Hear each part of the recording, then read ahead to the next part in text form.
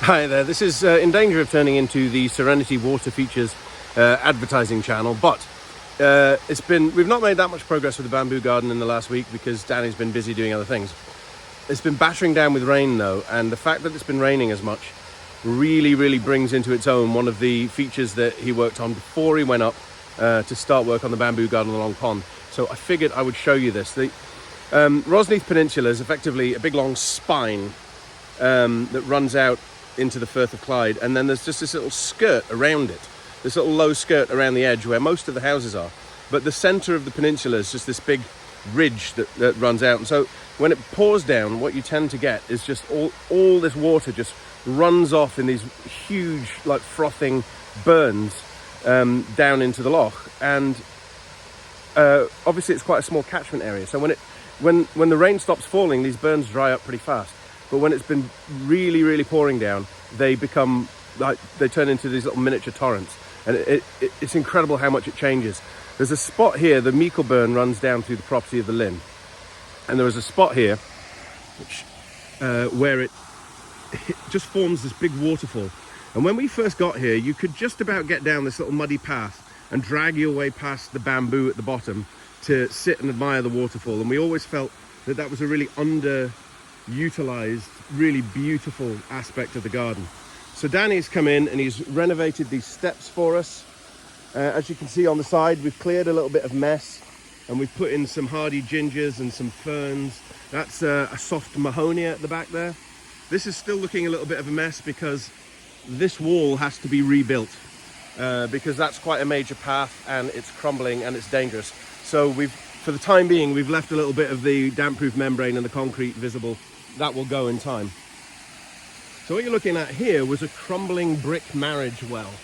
And this is the runoff from all the water coming down the driveway. So the water flow down our driveway, it hits these sort of drainage ditches at the side, then it hits a channel, comes down through a pipe, and it flows out here, down the steps. This is part of the well that was here already, and it goes down and under here,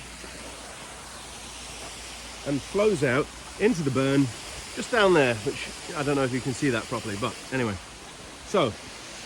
But the really special part about this is this bit.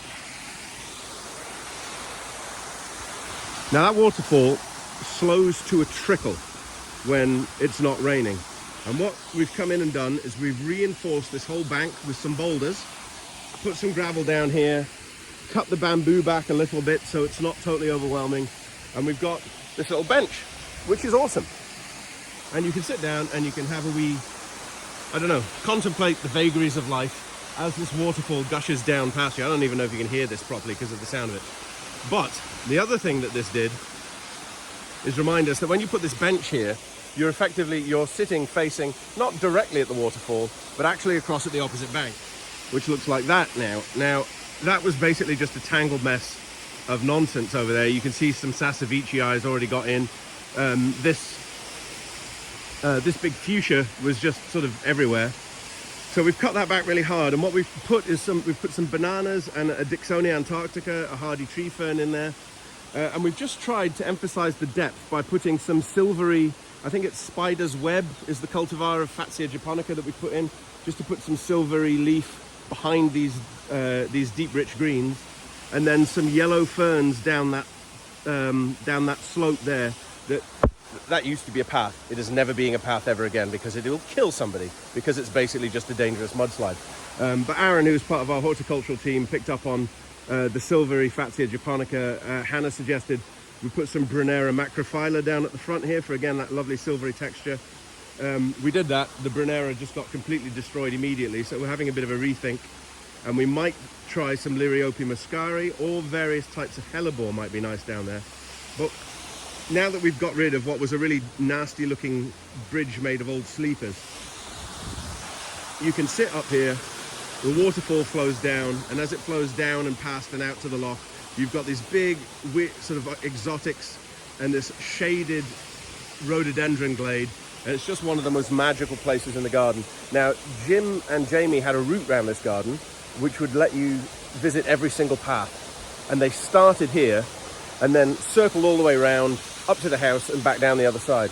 Now, I think we're going to change that. I think we're going to start on the other side, go past the ponds and up into the woodland around the house, and I think we're going to come back and end at this spot. Because for my money, this is one of the most magical and otherworldly places in the garden, and I think having this as your final impression before you head off back to wherever it is you're going is probably one of the really most nicest lingering impressions we can give you of the place.